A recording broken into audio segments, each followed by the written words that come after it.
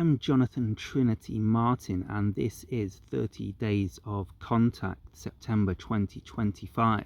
So I've been having contact experiences with, I believe it initially started with the Yahyel, the hybrid children, perhaps these hybrid Zeta Grey human beings from the future that have come back to assist humanity through this time of shift. We are the Yahyel, a bridge to your star I've had contact kinship. with many beings since then, ongoing since around 2008, 2009 it first started. And so every year it happens around September. For me personally, it tends to accelerate. I had my first experiences in September 2009, then had another major experience in September 2018. And around that time, the Yahyel actually showed up on a Facebook live stream. And a lot of you watching will probably remember that, and flashed us in the sky. And since then, I realized the Yahyel are actually like coming now, like I'm having like physical contact experiences with the Yahyel, except they're not really physical. because they're not really physical beings. They're like higher fourth density beings. They seem different. They do have physicality, but the thing is, what's happening is we're going through a dimensional shift into the fifth dimension, as some people call it, or fourth density. And so what's happening is reality is actually changing. We're actually becoming like multi-dimensional beings, like this reality you see here, like reality exists within us. It's a simulation, it's an illusion, a projection of our consciousness. What we put out is what we get back. We create our reality through our vibrational state, and it's all an illusion. It's not real. And so what happens around extraterrestrial contact is we actually go through, rather than the ships like coming from out there and like landing here, they can appear to do that in kind of the game, in kind of the illusion, the simulation, the matrix, as we may call it, if you're a big fan of that movie, which talks about this from the Gnostic perspective. That's another video. and so what happens when the ETs appear is we're actually like phase shifting. Our frequency is shifting. We're going up in frequency a lot, which takes us into fourth density, fifth dimensional reality. And here, because it's kind of like the ETs, like of our soul family, they're usually actually aspects of our own soul, what Bashar would call a soul counterpart. So like my Yahyel soul counterpart is in another dimension over here, and I'm in this dimension down here, and we have like this soul mission to connect around this time, moving up to the 2027 open contact date. And so what's happening is that their frequency is shifting, kind of lowering probably to meet my frequency, and my frequency is raising to meet their frequency. But it's not like they're in space and I'm on Earth, which can be the case, but it's also that like out there, that they're in higher dimensions overlaid on the space, and so they're in this higher dimensional fifth dimensional or fourth density reality. And two names for the same thing, basically. Technically, maybe not, but who knows? and anyway, so the fifth dimension is non-physical consciousness, but we're not becoming like spirit beings, or we don't have physical bodies, and we just like can manifest anything like angels. We're becoming fourth density beings, which is like fully embodying our spirit consciousness and learning how to manifest vibrationally and create our reality. And that reality is an illusion, but we still have this like kind of physical locality of a body. We will still have bodies, like the ETs still have bodies, because they're fourth density beings. And so not pure fifth density or fifth dimension, which is non-physical. And so what's happening is our frequencies are merging. They're lowering their frequency and I'm raising my frequency. And what happens, so I'm usually around some kind of portal spot or energy site, which it kind of is around here.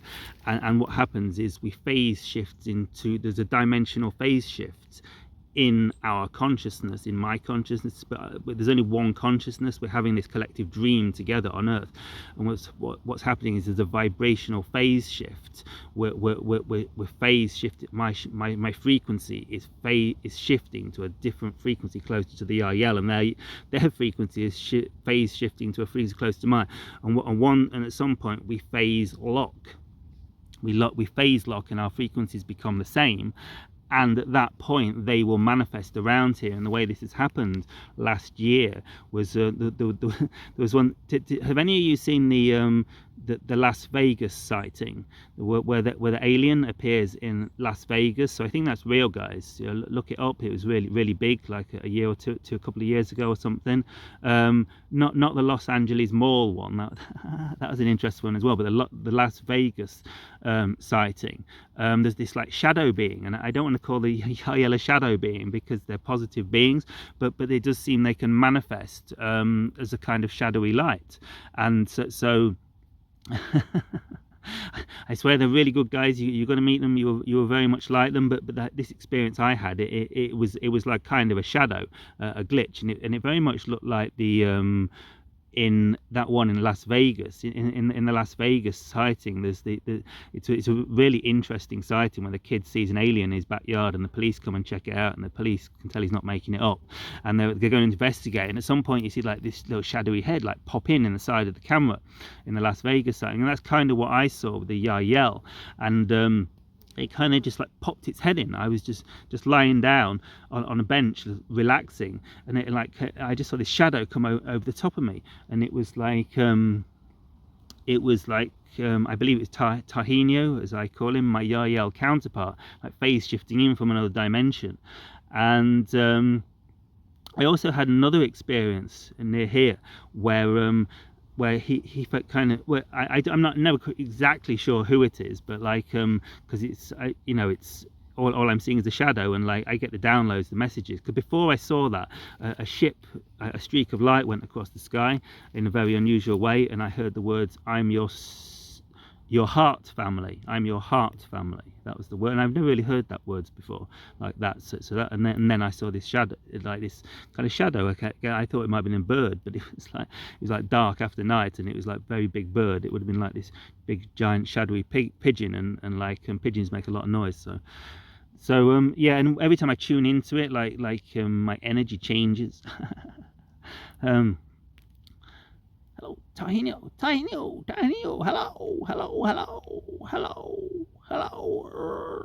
humans.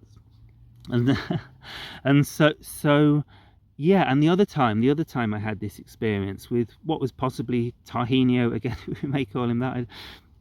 Tahini is sesame seed, and the paste made from the sesame seeds. It's sort of like from a seed. Tahini means from a seed, because tahini paste that you make hummus with is and I'd recently come back from Egypt, and I thought it meant tagine at first, because they have tagine in Egypt as well, and tahini. Tagine is the metal dishes that you make like Moroccan food and Egyptian food in, like tastes really good, Middle East food. But tahini, see, I thought the name was after tagine, like in a metal bowl, but it wasn't. It was tahinio, coming through the tahinio, and tahini, which is also a Middle Eastern food, is it's interesting because Bashar, thinking about it,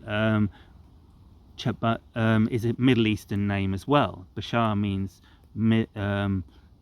messenger in Arabic. So interesting.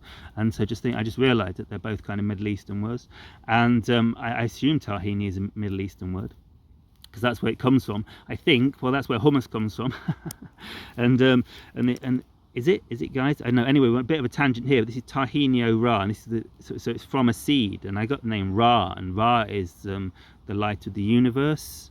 So from a seed to the light of the universe, Tahinio Ra.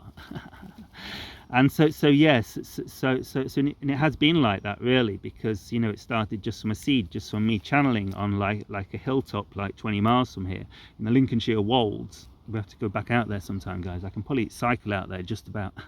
I don't have a vehicle at the minute. And so yes, so the other experience I had was where Tahinio or an ET, a Yahyel, like not far from here, and basically it was a dimensional like phase shift experience, and I went to infinity. All these images. I have to get my little badge. I got one of these, a little Hindu badge thing, of these beings with multiple arms or multiple heads in like Hinduism. So I saw reality like this. These are obviously images of what people have seen themselves in spiritual experiences. So of course reality is infinite, and our self is infinite, and nature is multidimensional. And so when I connect in with the ET, sometimes I'll begin to perceive reality how they see it, or I'll have some kind of side effects. It'll affect my consciousness in a very profound and expansive way.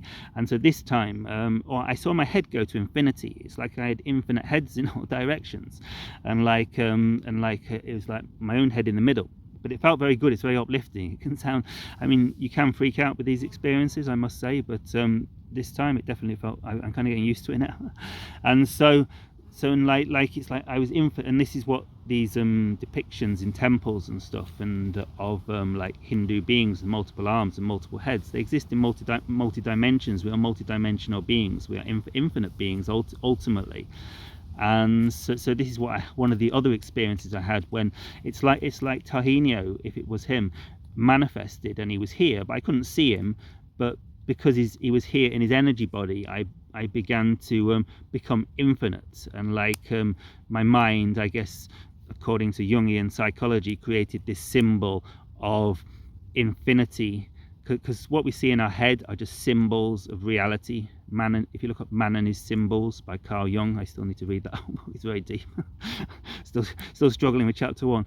And but Man and His Symbols, like the mind interprets things into symbols that we recognize, and this is why most of us don't remember ET contact, or we remember it as like a 2.5 foot tall ladybug being. Because I'm now thinking, I've talked about this 2.5 foot tall ladybug being that I met on the Yahyel ship in a phase shift experience that I recorded in meditation after the time, the dislocation, the teleportation in the forest where the military jets appeared afterwards, that maybe picked me up on an advanced radar that could sense electromagnetic phase shift anomalies rather than picking up a UFO.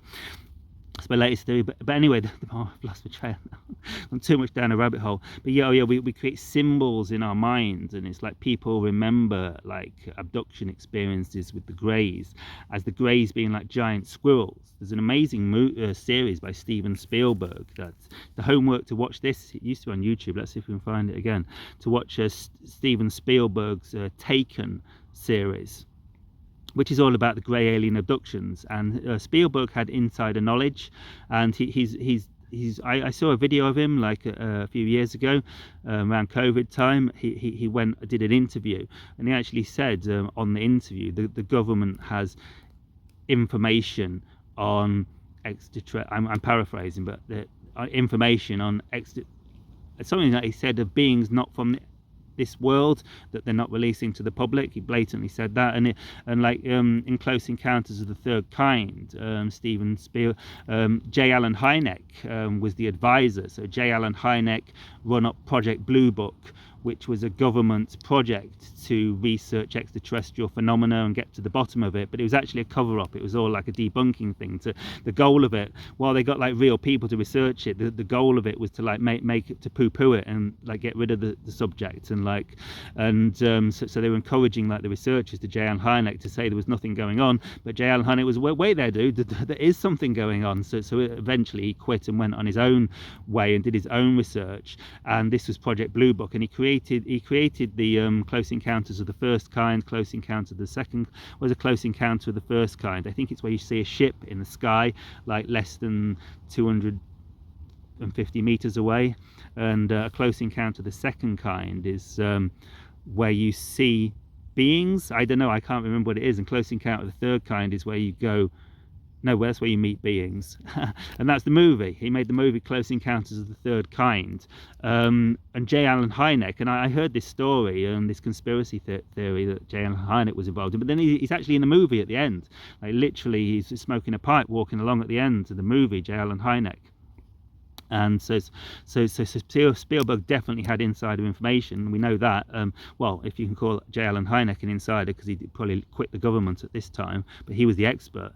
And Spielberg also made this series called Taken about exactly really what happens, and it's a really beautiful series. I actually had an opening, a big awakening watching this series, because about towards the end there's like this hybrid child.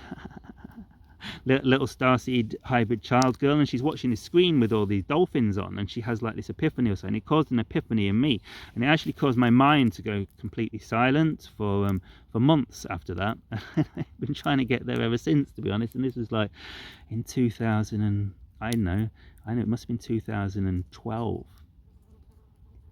the end of 2012. interestingly. Just like 3 months before December the 21st, 2012, around that time.